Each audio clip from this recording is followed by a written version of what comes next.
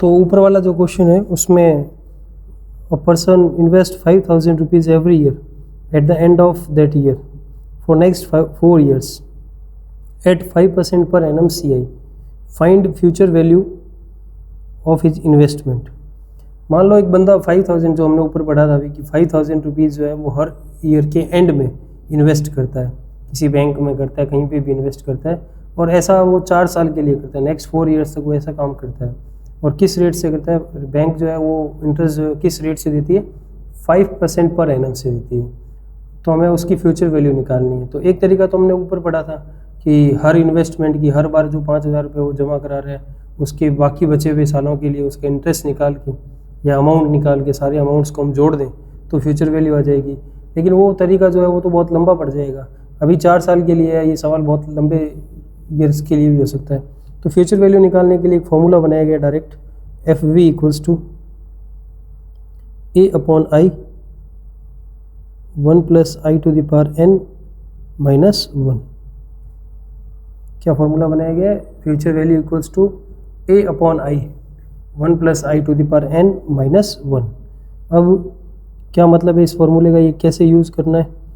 ये small a जो है ये डिनोट करता है एन्यूटी को। मैंने जैसे पहले बताया था आप लोगों को कि वो एन्यूटी कितने की जमा करा रहे हैं। जैसे ये 5,000 की हमारी इस केस में जमा हो रही है, हम बार बार 5,000 रुपीज़ जो है वो जमा करवा रहे हैं, ठीक है। तो ए हमारे लिए वो हो जाएगा। आई रेट का डेसिमल पार्ट जो होगा 5% है, तो आई बन जाएगा आपका 0.05। और एन नंबर ऑफ टर्म्स कितने साल के लिए और कितनी किस्तें जमा हो रही, तो 4 टर्म्स हो रही है ना। तो हमें इसकी फ्यूचर वैल्यू निकालनी है। तो फ्यूचर वैल्यू निकालने के लिए हम क्या करेंगे, देखो ए की जगह पे हम रख देंगे 5,000 क्योंकि बार बार 5,000 जमा हो रहे हैं, अपॉन आई की जगह 0.05, यहाँ हो जाएगा 1.05 to the power 4 - 1।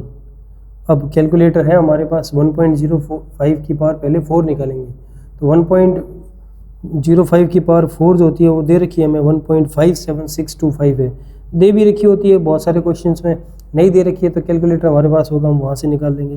तो क्या हो जाएगा स्टेप अगला, 5,000 अपॉन 0.05, ये हो जाएगा 1.57625 - 1। तो हो जाएगा 5,000 अपॉन 0.05 इंटू 0.57625, 1 माइनस कर दिया मैंने। अब कैलकुलेटर का काम है, क्या करेगा, कैलसी से हम लोग इंटू 5,000 कर देते हैं, डिवाइडेड बाई 0.05, तो आंसर आ रहा है 1.05, इसकी पावर 4 जो है वो यहाँ पे पावर 3 की वैल्यू दे रखी है, पावर 4 की वैल्यू गलत है ये, तो पावर 4 की वैल्यू लिखते हैं, ये 3 की वैल्यू दे रखी है उसने। यहाँ पे वैल्यू आएगी आपके 1.21550625, तो यहाँ पे भी चेंज हो जाएगा,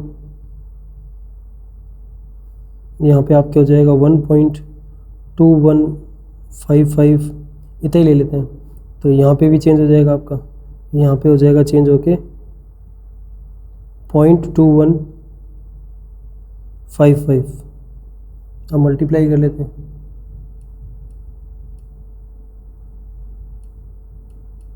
डिवाइडेड बाय 0.05, तो आ रहा है 21,550.625 रुपीज़। तो अगर 5,000 रुपीज़ इन्वेस्ट किए जाए, 4 years के लिए इन्वेस्ट किए जाए, तो अगर 4 years के लिए इन्वेस्ट किए हम लोगों ने, तो उसका जो फ्यूचर वैल्यू है 4 साल के बाद वो कितना होगा, 21,550.625 होगा। एक बार रिक्वेस्ट है आप लोगों से कि कैलकुलेशन जो है आप लोग एक बार अपने कैलकुलेटर से करें, क्योंकि मैं वो कैलकुलेटर लेके नहीं बैठा, मैं नॉर्मल कैलकुलेटर है मेरे पास, तो आप लोग पूरा एक बार कैलकुलेट कर लें, इसमें हो सकता है थोड़ा चेंज आ जाए, तो आप लोग देख लेना ना, इसको एडजस्ट कर लेना। हमारा तरीका बस जो है वो सही होना चाहिए, आंसर आप लोग अपने आप निकाल लेंगे, ठीक है। फ्यूचर वैल्यू के लिए फॉर्मूला यूज़ करेंगे A/I 1 + I to the power n - 1, और ए हम बोलेंगे एन्युटी को, एन्युटी हम कितने हज़ार की जमा करा रहे हैं, 5,000 की, है ना। और एन्युटी का पता किससे चल रहा है, एवरी ईयर से, तो इसको अंडरलाइन करना है, एवरी ईयर वर्ड जो है वो अंडरलाइन करना है। ये एवरी ईयर वर्ड ही हमें बताएगा कि हम एन्युटी को पढ़ रहे हैं या नहीं पढ़ रहे हैं, ठीक है ना। क्वेश्चन एन्युटी का है या सीआई का है, तो ये एन्युटी का क्वेश्चन है। दूसरा, ये एंड ऑफ ईयर हो रहा है, तो यानी ये कौन सी एन्युटी हो गई, रेगुलर एन्युटी हो गई। रेगुलर एन्युटी की फ्यूचर वैल्यू निकालने का फॉर्मूला जो है A/I 1 + i to the power n - 1। ये वैल्यू दे रखी हो तो ठीक है, नहीं दे रखी हो तो हम लोग कैलकुलेटर से ही निकाल लेंगे ना, बढ़िया रहेगा। अगर वहाँ दे रखी है तो फिर और ही बढ़िया रहता है, ठीक है। नेक्स्ट पे आते हैं और निकालते हैं हम लोग फ्यूचर वैल्यू। जैसे मान लो लिखा हुआ आ गया, find future value of an annuity of rupees 1000 made annually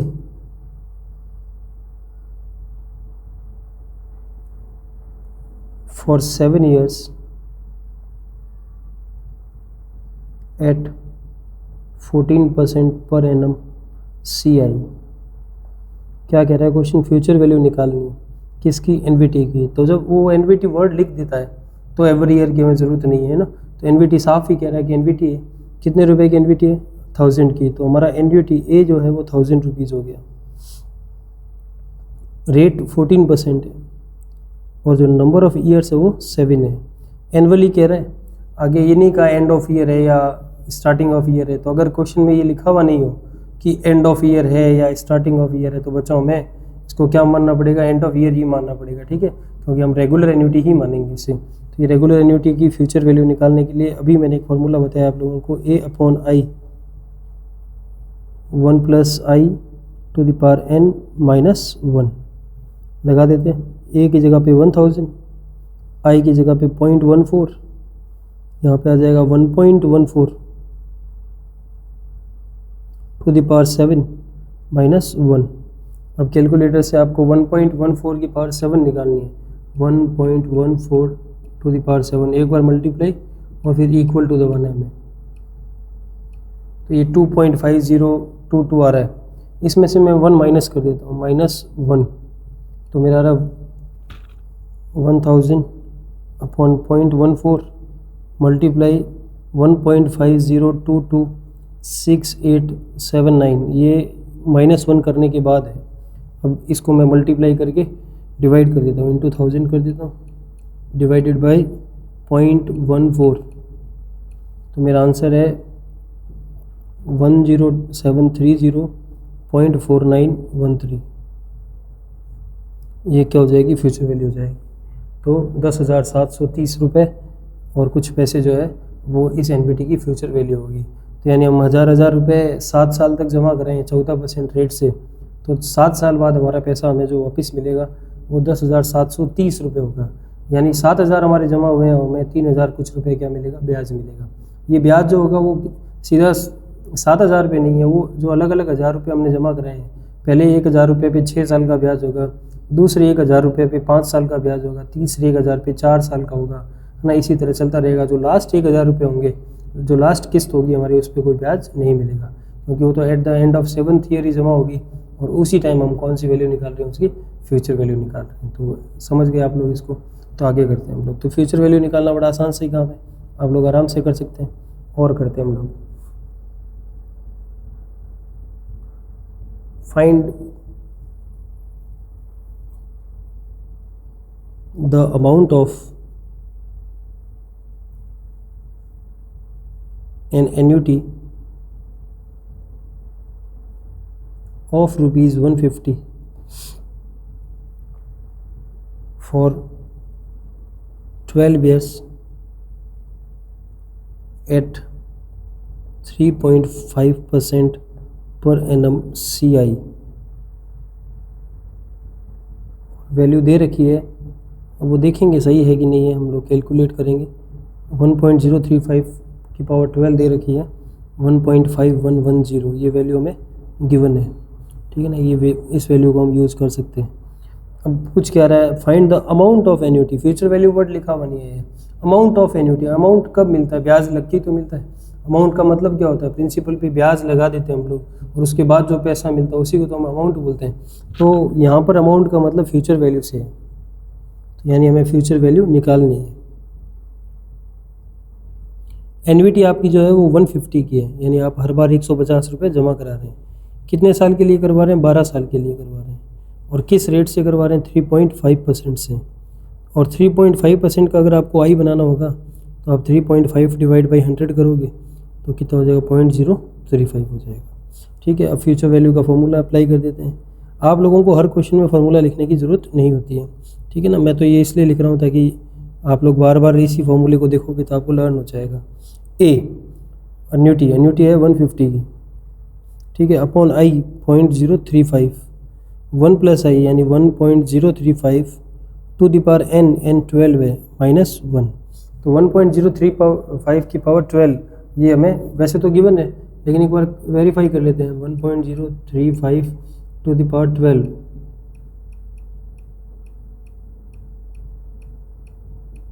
1.5110, ठीक है, सही है वैल्यू। तो अब इसमें से 1 माइनस कर देंगे। अब आप लोग चाहो तो यहाँ कैलकुलेटर से ही काम ख़त्म कर सकते हो ना। इस वैल्यू में से 1 माइनस करना पड़ेगा तो मेरे पास आ जाएगा 0.5110। आप इसको देख के चौंक मत जाना कि ये 0 पॉइंट कैसे आ गया। ये जो वैल्यू थी ना, ये जो गिवन वैल्यू है, इस वैल्यू में से 1 माइनस कर दिया हमने ना, तो ये वाला स्टेप आ जाएगा हमारे पास। अब इसको 150 से मल्टीप्लाई करनी है, डिवाइडेड बाय 0.035, अपना आंसर 2190.29 अप्रॉक्स आंसर ये आ जाएगा। यानी एक बंदा अगर 150 रुपीज़ की एन्युटी हर साल जमा करवाता है, 150 रुपये वो जमा करवाता है ना, तो अगर 150 रुपीज़ हर साल जमा करवाएगा और 12 ईयर्स तक जमा करवाएगा, इस रेट से जमा कराएगा 3.5 से, तो उसको 12 साल के बाद जो मैच्योरिटी अमाउंट है या अमाउंट जो है वो कितना मिलेगा? 2190.30 रुपीज़ मिलेगा। तो ये एन्युटी की फ्यूचर वैल्यू। ये कौन सी एन्युटी पढ़ रहे हैं हम? Regular annuity. रेगुलर एन्युटी में हर ये माना जाता है कि हमारा जो डिपॉजिट हो रहा है वो कब हो रहा है? एंड ऑफ ईयर हो रहा है, ठीक है ना। तो हम एंड ऑफ ईयर पे चल रहे हैं अभी। नेक्स्ट पैटर्न पे आते हैं।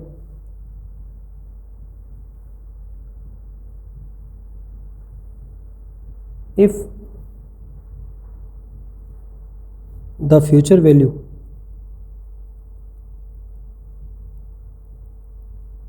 of an annuity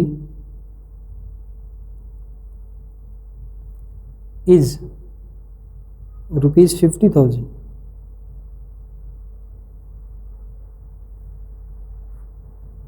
for 25 years at 5% per annum CA, then the value of annuity is, क्या कह रहा है इस क्वेश्चन में? देखो, वो कह रहा है इस बार फ्यूचर वैल्यू जो है ना एन्युटी की वो 50,000 रुपीज़ है। यानी हमें फ्यूचर वैल्यू पहले से ही गिवन है। FV जो है हमारा वो 50,000 रुपीज़ है, ठीक है। कितने ईयर्स के लिए? 25 ईयर्स के लिए, यानी यही हमारा N हो जाएगा, ठीक है। और रेट 5% है, जिसको आप लोग लिख सकते हो 0.05 आई बना के ना, या आई हो जाएगा हमारे लिए, ठीक है। अब हमें क्या पूछ रहा है? एन्युटी यानी ए पूछ रहा है वो हमसे, तो लगा देते हैं फॉर्मूला फ्यूचर वैल्यू का। Future value equals to A upon I, 1 plus I to the power n -1। Future value की जगह 50,000। ए गिवन है ही नहीं हम लोगों को ना, ए नहीं दिया हुआ, तो ए नहीं दिया हुआ तो ए को ए छोड़ देते हैं। आई की जगह पे 0.05 रख देते हैं, यहाँ पे 1.05 टू द पावर 25 रख देते हैं, -1 कर देते हैं। अब क्या करें? पहले 1.05 की पावर 25 निकाल लेते हैं और उसमें से 1 माइनस कर देते हैं, तो ये यहाँ तक का काम कैलकुलेटर से हो जाएगा आपका। 1.05 टू द पावर 25,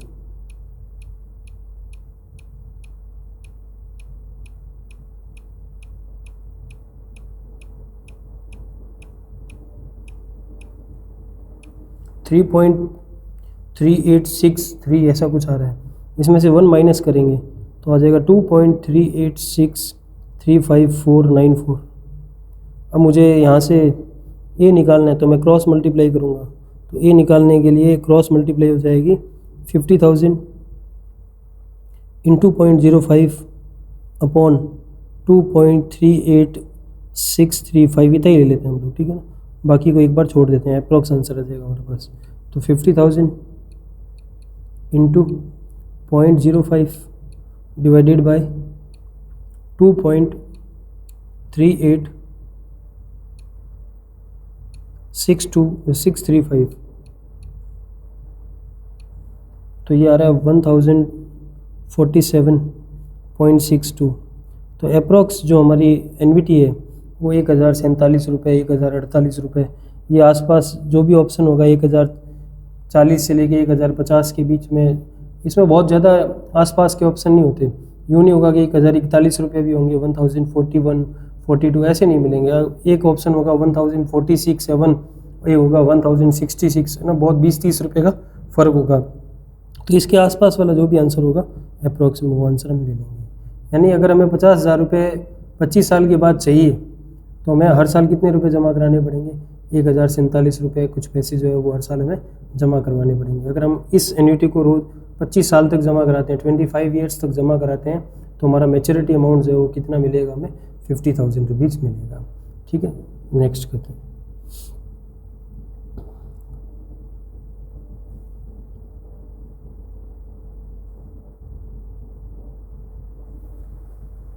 अब मान लो कि ये क्वेश्चन मिलता है हम लोगों को,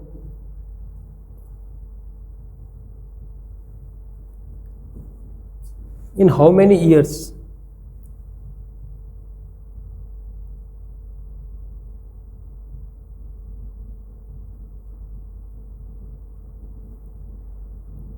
the future value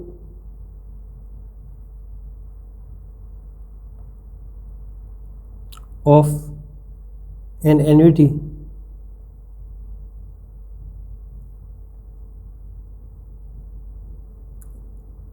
of rupees 5,000 at 14% per annum CI will be 53653.60 rupees. In how many years, कितने साल में? The future value of annuity of rupees 5,000, एक एन्यूटी जो हम 5,000 रुपीज़ की जमा करा रहे हैं, 5,000 जो हम बार बार जमा करा रहे हैं, इस 5,000 रुपीज़ की एन्यूटी हम कितने साल तक जमा कराएं कि हमें जो फ्यूचर अमाउंट मिले वो कितना मिले? 53653.6, इतना रुपये हमें फ्यूचर अमाउंट मिले। तो फ्यूचर वैल्यू हमें गिवन है, एनवीटी हमें गिवन है, रेट हमें गिवन है, और वो हमसे टाइम पूछ रहा है, एन पूछ रहा है। तो इस क्वेश्चन का ए हमें गिवन है 5,000,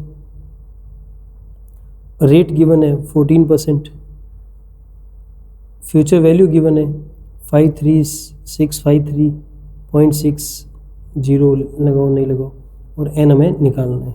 तो वही फॉर्मूला, इस बार मैं फॉर्मूला नहीं लिख रहा हूँ, सीधा फ्यूचर वैल्यू लिख रहा हूँ इस तरफ, equals to A upon I, 0.14 हो जाएगा, आई यहाँ हो जाएगा 1.14 sorry 1.14 to the power n हमें नहीं पता, -1। ठीक है, यहाँ से हमें किसको फाइंड करना है? एन को ही फाइंड करना है। क्रॉस मल्टीप्लाई कर देते हैं। तो देखो इन क्रॉस मल्टीप्लाई कैसे हो रही है?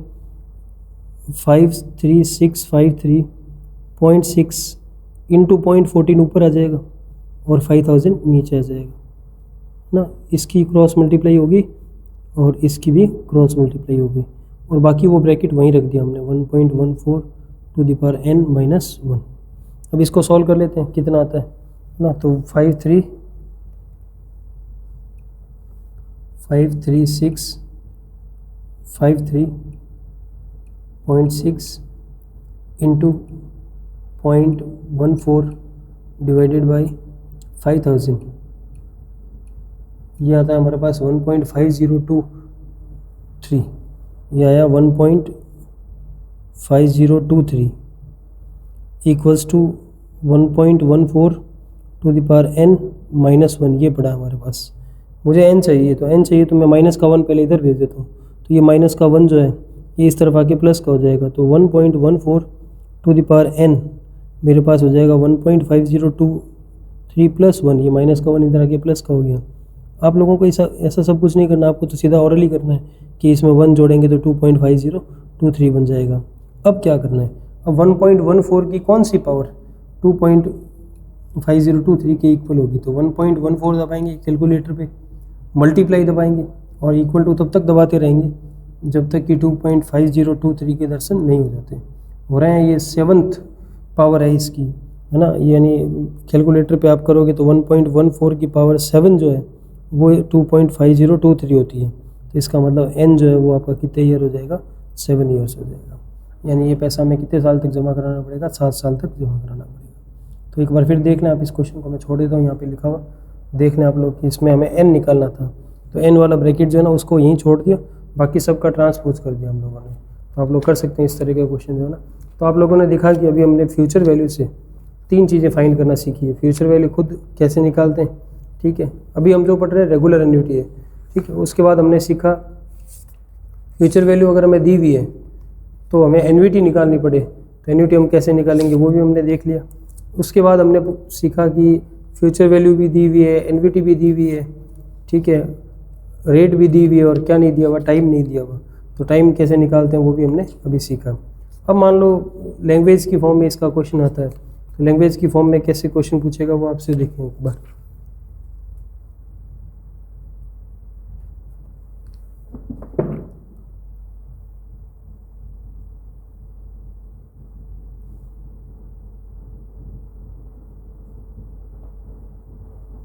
एक वर्ड आता है sinking fund.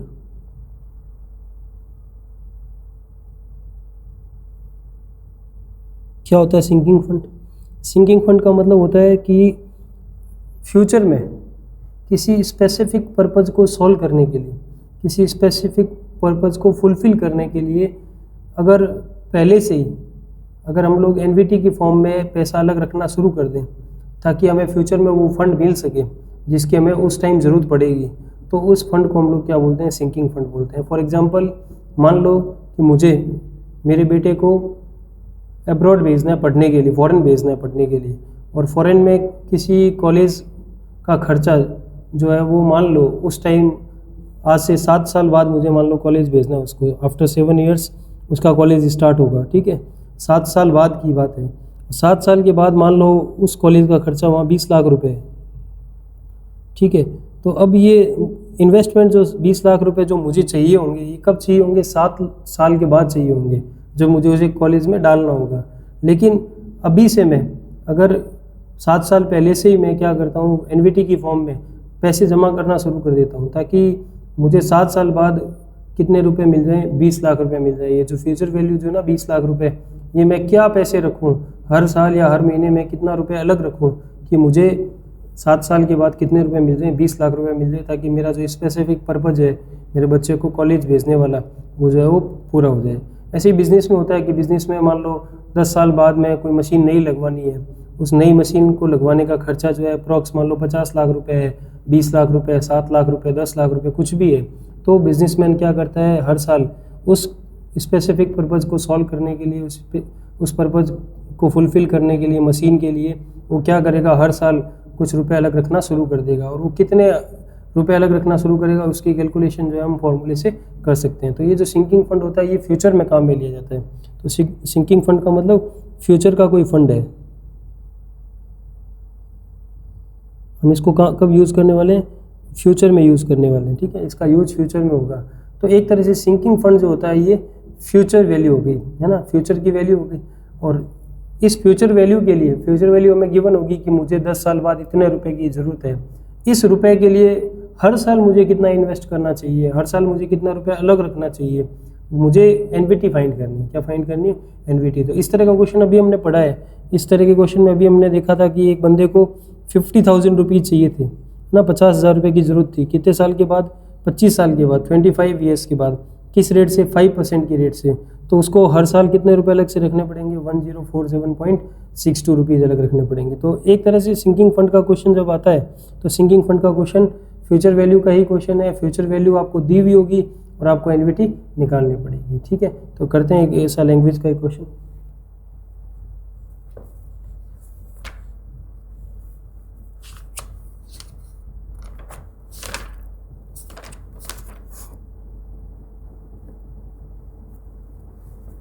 A company establishes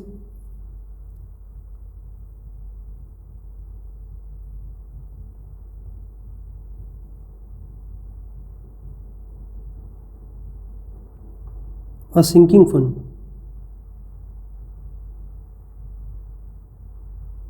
to provide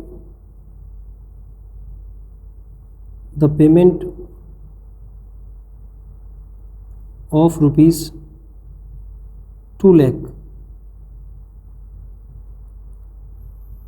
debt maturing in 20 years.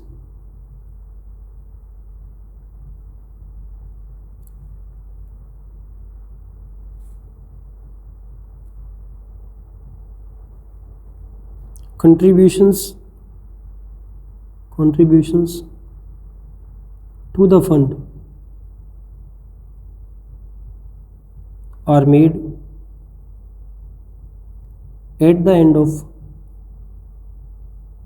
every year.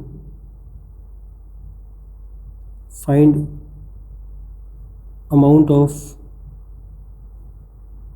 each annual deposit.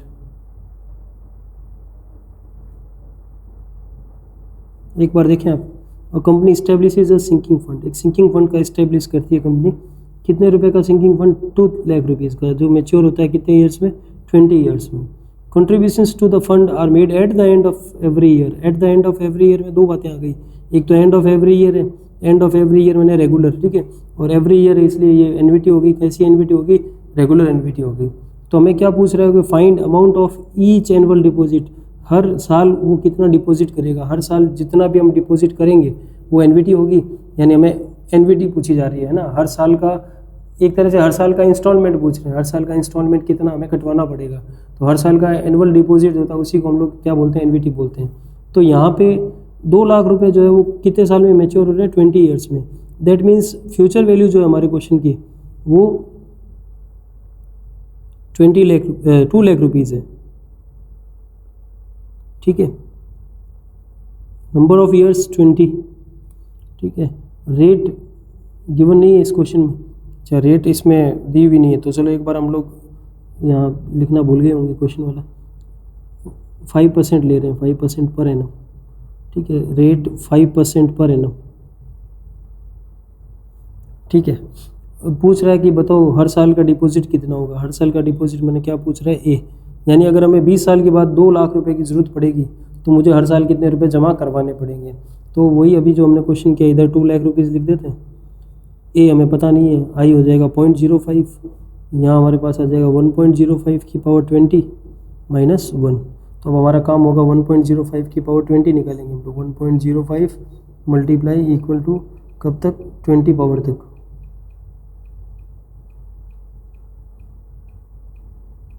To 2.6532 ऐसा आ रहा है, इसमें से 1 माइनस कर देंगे तो इधर 2 लाख है ही।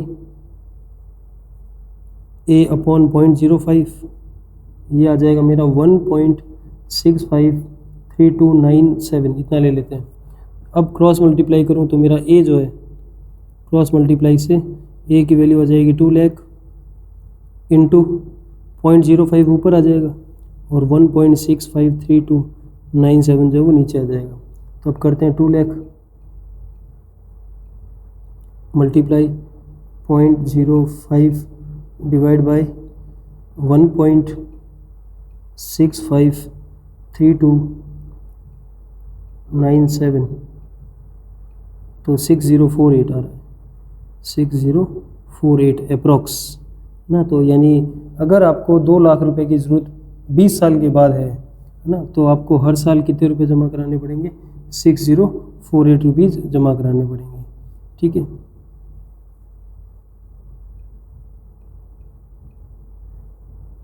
तो आपको ब्याज लग के 20 साल के बाद कितने रुपए मिल जाएंगे? 2 लाख रुपए मिल जाएंगे। तो एनवीटी जो है वो 6048 की हो गई। तो कुल मिला के चाहे वो क्वेश्चन लैंग्वेज में पूछ रहा है, सिंकिंग फंड की फॉर्म में पूछ रहा है, लेकिन फॉर्मूला आपका वही काम आ रहा है। फ्यूचर वैल्यू का फॉर्मूला जो है ए अपॉन आई 1 + i⁻n - 1, ये फॉर्मूला आपका यूज़ हो रहा है। बस ध्यान क्या रखना है, किसी में ए निकालना होगा किसी में आपको n निकालना होगा, किसी में आपको फ्यूचर वैल्यू निकालनी होगी। तो आप आराम से कर सकते हैं इस क्वेश्चन को। नेक्स्ट देखते हैं, एक और करते हैं हम लोग।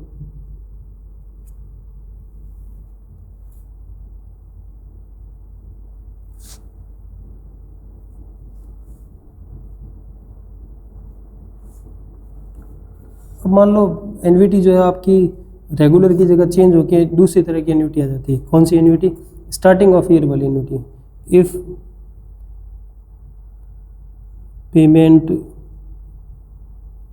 या receipt is made at the beginning of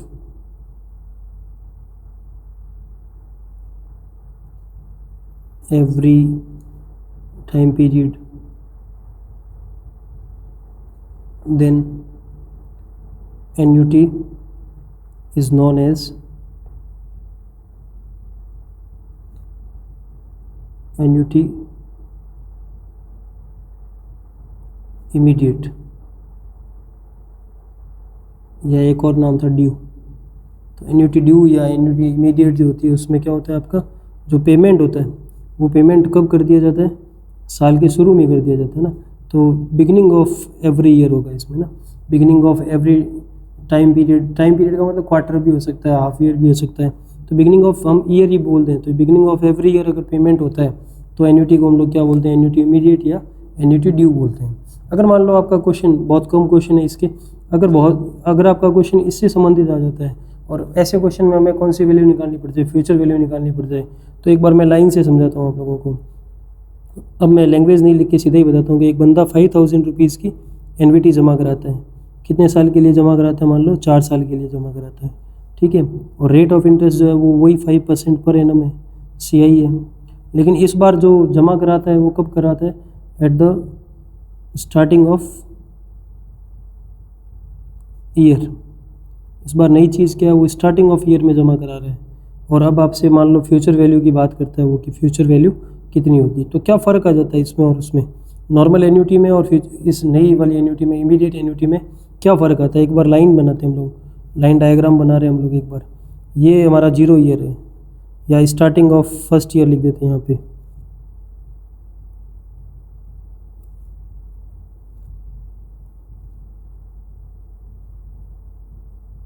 starting of first year,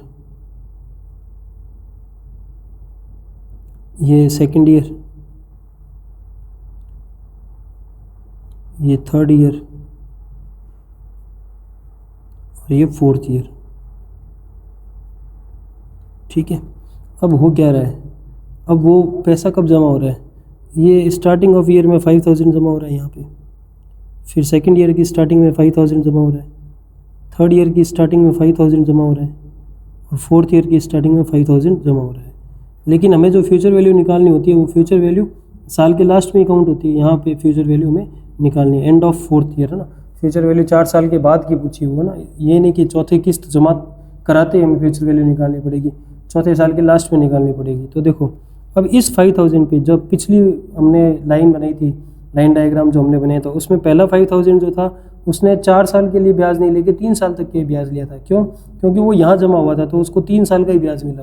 लेकिन ये पहला, इस बार जो पहली 5000 हम जमा करा रहे हैं एन्युटी, इसको कितने साल का ब्याज मिलेगा? 4 साल का मिलेगा। तो इस पे 4 ईयर्स का इंटरेस्ट आएगा।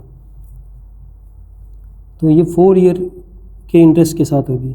ये कितने ईयर के इंटरेस्ट के साथ होगी? 3 ईयर के, ये 2 ईयर्स के, और ये 1 ईयर के। यानी आप उस लाइन से अगर इसको कंपेयर करें, उस लाइन में क्या था? उस लाइन में पहला यहाँ जमा हो रहा था 5000, फिर यहाँ 5000, फिर यहाँ 5000 और फिर यहाँ 5000, और हमें यहीं पे लास्ट में ही हमें फ्यूचर वैल्यू निकालनी थी। तो इस पहले वाले पे हमें 3 ईयर्स का ही मिला था ब्याज, ठीक है। दूसरे वाले पे 2 ईयर्स का, तीसरे वाले पे 1 ईयर का, और फोर्थ वाले पे 0 ईयर का। यहाँ आप ऊपर वाले डायग्राम में देखो कि 1 ईयर एडवांस ब्याज मिल रहा है। दैट मीन्स हम यूँ कह सकते हैं कि अगर मैं इसको अमाउंट वाइज निकालूँ तो पहला अमाउंट मेरा होगा 5000 into 1.05 to the power 4, 5000 into 1.05 to the power 3, 5000 into 1.05 to the power 2, और 5000 इंटू 1.05 टू द पावर 1 है ना। ये नई वाली एन्युटी जिसको हम इमीडिएट बोलते हैं उसमें ऐसा होगा। उसमें हर साल हर एन्युटी का कोई ना कोई ब्याज मिलेगा। पहली एन्युटी का 4 साल का मिलेगा, दूसरी का 3 साल का, फिर 2 साल का, फिर 1 साल का, ऐसे ब्याज मिलेंगे। उसमें लास्ट वाले जो एन्युटी थी उसका ब्याज था ही नहीं, इसका 1 साल का था, तो ये 1 ईयर ज़्यादा चल रही है। तो अगर अब उसका बनाते हैं हम लोग, किसका, रेगुलर एन्युटी का। रेगुलर एन्युटी में इसी क्वेश्चन में क्या था, 5000 1.05 to the power 3, 5000 1.05 to the power 2, 5000 1.05 to the power 1 और 5000 है ना। तो यानी अगर मैं इस रेगुलर एन्युटी को गौर से देखें, 1.05 की मल्टीप्लाई कर दूं, जो एक एक्स्ट्रा चल रहा है उसकी मल्टीप्लाई कर दूं तो ये बन जाएगा। तो रेगुलर एन्युटी को 1.05 यानी 1 प्लस आई से अगर मल्टीप्लाई कर दें तो 3 पावर है, ये 1 से मल्टीप्लाई होकर 4 पावर हो जाएगी। ये 2 है तो एक एक्स्ट्रा और मल्टीप्लाई होकर 3 हो जाएगी। ये 1 पावर है, ये 2 पावर हो जाएगी मल्टीप्लाई होकर, और ये 0 पावर है, ये 1 पावर बन जाएगी। तो हम यूँ कह सकते हैं कि जो इमीडिएट एन्युटी है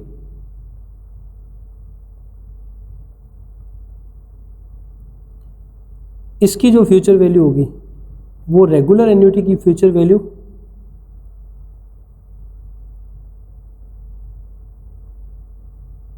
को अगर हम 1 प्लस आई से मल्टीप्लाई कर दें तो उससे मिल जाएगी हमें। तो यानी हमें अलग से कोई फार्मूला याद करने की ज़रूरत नहीं पड़ेगी। हमें क्या करना पड़ेगा, जो अभी हम फार्मूला यूज़ कर रहे हैं फ्यूचर वैल्यू के लिए, उस फार्मूले का आंसर निकाल के उसको किससे मल्टीप्लाई कर देंगे, एक्स्ट्रा 1 प्लस आई से मल्टीप्लाई कर देंगे। क्योंकि हर ईयर हर एन्युटी पे एक ब्याज हमें एक्स्ट्रा मिल रहा है, 1 साल का ब्याज हर बार एक्स्ट्रा मिलेगा।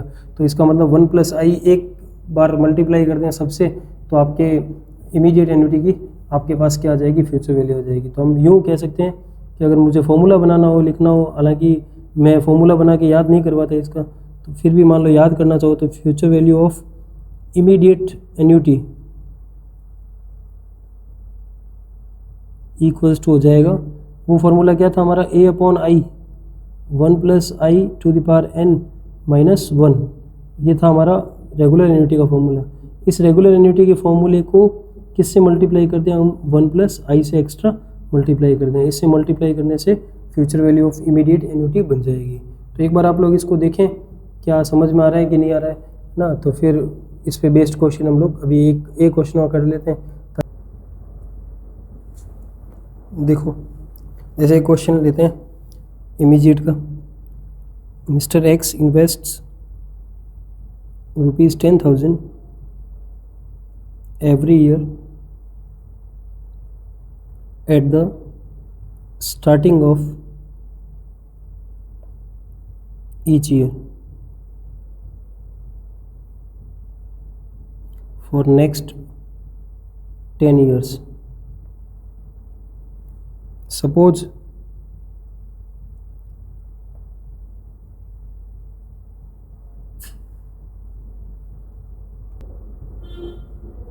Suppose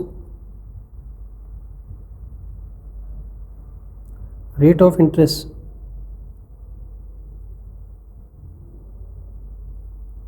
is 8% per annum CI.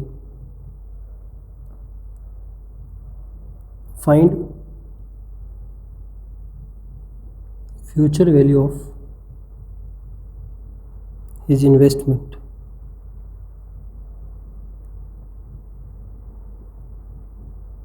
If 1.08 to the power 10 equals to 2.158925, ये एक वैल्यू दे रखी है उसने। अब क्या क्वेश्चन है देखो पढ़ते हैं। एक्स जो है वो इन्वेस्ट करता है 10,000 रुपीज़ एवरी ईयर मैंने एन्युटी, ठीक है। कब, कौन सी एन्युटी, स्टार्टिंग ऑफ ईयर वाली एन्युटी, यानी इमीडिएट एन्युटी होगी ना। स्टार्टिंग ऑफ ईयर है ना, बाकी समय एंड ऑफ ईयर लिखा हुआ था। स्टार्टिंग ऑफ ईयर है, 10 ईयर्स के लिए जमा कराते हैं। अगर हम 10,000 रुपये हर साल के शुरू में जमा करा देते हैं, हर साल के शुरू में 10,000 की किस्त हम जमा करा रहे हैं, किस रेट से, 8% से, तो क्या मिलेगा हमें फ्यूचर वैल्यू में 10 साल बाद। तो फ्यूचर वैल्यू का फॉर्मूला एक बार हम रेगुलर एन्युटी वाला पढ़ लेते हैं। ए अपॉन आई, ए हो गया 10,000, आई हो गया हमारे लिए 0.08, यहाँ हो जाएगा 1.08 टू द पावर 10 माइनस 1, ठीक है। एक बार ये तो रेगुलर एन्युटी की आएगी, ठीक है ना। तो इसकी वैल्यू दे ही रखी है, इसमें से 1 माइनस कर दिया मैंने, 10,000 अपॉन 0.08, ये वैल्यू जो भी है इसमें से 1 माइनस करेंगे तो 1.158925 आ जाएगा। मैं इसको एक बार कैलकुलेट कर लेता हूँ, 10,000 इंटू 1.158925 डिवाइडेड बाय 0.08 कितना रहा है, 144,865.625, इतने रुपीज़ तो रेगुलर एन्युटी की आ रही है। अगर ये वाला जो आंसर है, ये आंसर तो कब आएगा, जब एंड ऑफ ईयर जमा होगा, लेकिन ये तो कब जमा हो रहा है, स्टार्टिंग ऑफ ईयर हो रहा है। तो इमीडिएट एन्युटी जो भी बन रही है हमारी, अगर मुझे इसका आंसर निकालना होगा, future value of immediate annuity equals to regular annuity का जो भी आंसर है मेरा, इसको मैं 1 + i से मल्टीप्लाई कर दूंगा, 1 + i से क्या कर देंगे मल्टीप्लाई, तो 144,865.625 इंटू 1.08, तो इंटू 1.08 कर दो, ये आ रहा है 156,454.87, इतने रुपीज़ हो जाएगी फ्यूचर वैल्यू। तो इस क्वेश्चन में अगर एंड में जमा होता पैसा तब इतनी वैल्यू आती, लेकिन ये शुरू में पैसा जमा हो रहा है तो एक्स्ट्रा ब्याज मिलेगा, और हर बार एक एक्स्ट्रा ब्याज होगा, यानी 1 + i से मल्टीप्लाई हो जाएगी। यहाँ पावर नहीं लगानी आपको, कर लेंगे आप लोग इसको। तो आप लोग चाहें तो यहीं 1 + i से क्या कर सकते हैं, मल्टीप्लाई करके हाथों हाथ आंसर निकाल सकते हैं। आपको ये दो अलग अलग आंसर निकालने की ज़रूरत नहीं है। ये तो मैंने आपको समझाने के लिए बताया कि रेगुलर होता तो ये आंसर होता, इमीडिएट होता तो ये आंसर होता। तो रेगुलर के क्वेश्चन ही ज़्यादा हैं हमारे, इमीडिएट के क्वेश्चन जो है वो बहुत कम है। तो मैंने बहुत सारे क्वेश्चन आप लोगों को करवा दिए। अब आप लोग फ्यूचर वैल्यू के बारे में समझ गए होंगे कि रेगुलर एन्युटी जब मैच्योर हो जाती है तो कितना पैसा हमें कितने साल बाद मिलेगा, उसको फ्यूचर वैल्यू बोलेंगे। और इमीडिएट एन्युटी के केस में आपको 1 + i से एक्स्ट्रा मल्टीप्लाई करनी पड़ेगी। तो ये जो है हमारा एन्युटी का एक पार्ट जो है वो ख़त्म हो जाता है, जिसको हम लोग फ्यूचर वैल्यू बोलते हैं। तो एनवीटी आप लोग समझ गए होंगे क्या थी एनवीटी। एनवीटी का मतलब होता है अगर एक जैसा रेगुलर पेमेंट हम इक्वल टाइम इंटरवल के बाद ना, या ये वाला इंटरवल ये इक्वल होना चाहिए। इक्वल टाइम इंटरवल के बाद हम एक जैसा रेगुलर पेमेंट या तो रिसीव करते हैं या हम पे करते हैं। तो ये जो x रुपीज़ हम पे या रिसीव कर रहे हैं, इसको हम लोग क्या बोलते हैं, एनवीटी बोलते हैं। ठीक है, अब ये एनवीटी जब मैच्योर हो जाती है तो यहाँ पे जो फ्यूचर में हमें वैल्यू मिलती है, फ्यूचर में जो हमें पैसा मिलता है, उसको हम कौन सी वैल्यू बोलते हैं, फ्यूचर वैल्यू बोलते हैं। ये हमने पढ़ा है। इसके अलावा हमने ये पढ़ा है कि अगर ये x पैसा एंड ऑफ टाइम पीरियड जमा होगा तब तो इसको हम बोलेंगे रेगुलर एन्युटी, और अगर ये स्टार्टिंग ऑफ पीरियड जमा होगा तब हम इसको क्या बोलेंगे, इमीडिएट एन्युटी। ठीक है, इसमें एक्स्ट्रा एक ब्याज मिलता है हम लोगों को। एक हमने लास्ट पढ़ा था फ्यूचर वैल्यू निकालने का formula, a/i 1 + i to the power n - 1। ये रेगुलर एन्युटी की फ्यूचर वैल्यू है, ये रेगुलर के लिए। और इमीडिएट के लिए हम लोग क्या करते थे, इमीडिएट एन्युटी के लिए उसकी future value a/i 1 + i to the power n, यानी वही जो फॉर्मूला हम यूज़ कर रहे हैं, इनटू एक्स्ट्रा में हम क्या कर देते हैं, 1 + i और कर देते हैं। तो ये अभी तक जो हमने पढ़ा है, जो हमारे इस पूरे वीडियो का समरी बोल सकते हैं हम लोग इसको, ये हमारे उस पूरे वीडियो का समरी है। ठीक है, एन्युटी के एग्जांपल्स आप लोग बहुत सारे कर सकते हो। तो आप लोग का बुक देखें, बुक से ये जितने भी एग्जांपल्स हैं वो सारे बुक एग्जांपल और आपका एक्सरसाइज 4C। तो आज के लिए इतना ही रखते हैं। आप लोग पहले 4A 4B SI CI complete करें, उसके बाद आप एन्युटी की वीडियो देखें। एन्युटी का वीडियो देखकर आप 4C जो है उसको अटेम्प्ट करें। ठीक है, कोई डाउट आता है तो मुझे भेजिए। अभी तक CI के डाउट मेरे पास नहीं आए हैं, कुछ बच्चों के डाउट आए हैं, तो आप लोग CI भी पहले पूरा कर लीजिए और उसके बाद मुझे डाउट भेजिए। Thank you very much, bye.